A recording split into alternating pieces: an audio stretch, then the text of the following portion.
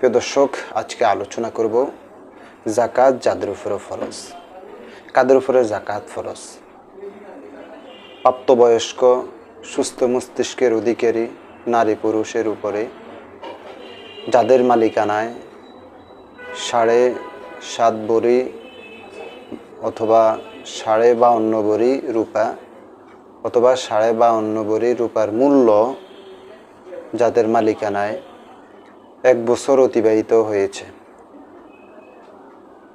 অথবা কারো যে কোনো ধরনের অ্যাকাউন্ট, ফিক্সড ডিপোজিট, সঞ্চয়, ইন্স্যুরেন্স অথবা ব্যবসায়িক মাল যদি কাহারো কাছে 1 বছর অতিবাহিত হয়, তাহলে তার শতকরা 2.5% হারে যাকাত আদায় করা হলো ফরজ।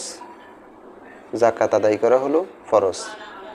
তাহলে প্রাপ্তবয়স্ক এর মানে হলো শিশু বাচ্চাদের, নাবালেগের সম্পদের উপরে যাকাত আসে না, এবং যারা সুস্থ মস্তিষ্কের বিকৃত হয়ে গেছে, অর্থাৎ পাগল অথবা এই জাতীয় কোনো রোগে আক্রান্ত হয়, তাহলে তার সম্পদের যাকাত আসবে না।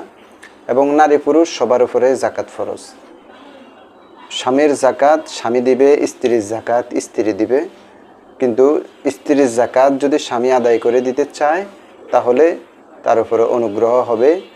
তবে সম্পদের যাকাত, প্রত্যেকের সম্পদের যাকাত প্রত্যেকে আদায় করা হলো ফরজ। প্রত্যেকের সম্পদের যাকাত প্রত্যেকে আদায় করা হলো ফরজ, কারণ এটা মৌলিক একটা ইবাদত। ইসলামের মূল ভিত্তি 5টি, এটা প্রত্যেক নরনারীর উপরেই ফরজ।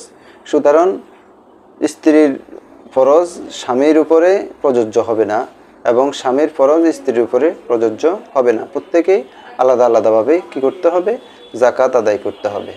ব্যবসায়ী মালের উপরেও যাকাত আদায় করতে হবে, কারণ ব্যবসায়ী মাল যদি ব্যবসায়ী মাল 1 বছর পর্যন্ত সে তার কারখানায়, দোকানে ব্যবসা করে এবং ওই মালগুলো আছে, ওই মাল সহ তার সম্পদ সহ টোটালি হিসাব করে শতকরা 2.5% হারে যাকাত দিতে হবে।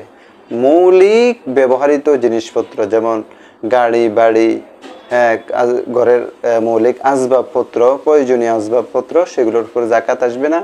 কিন্তু অতিরিক্ত গাড়ি, অতিরিক্ত ফ্ল্যাট, বাড়ি, অতিরিক্ত আসবাবপত্র, সেগুলোর উপরে যাকাত আসবে, যদি সেটা যাকাতে